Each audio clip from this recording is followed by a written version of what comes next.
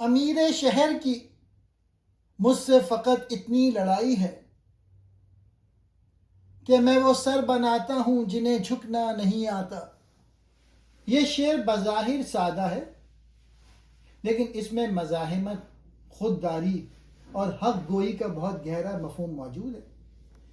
شاعر کہتا ہے کہ شہر کے حاکم یا طاقتور شخص سے میری دشمنی کی اصل وجہ کوئی ذاتی مسئلہ نہیں۔ اصل بات یہ ہے کہ میرا کام ایسے لوگوں کو تیار کرنا ہے جو ظلم، ناانصافی یا جبر کے سامنے سر نہیں جھکاتے۔ یعنی شاعر ایک استاد، رہنما یا فکری شخصیت کی علامت ہے۔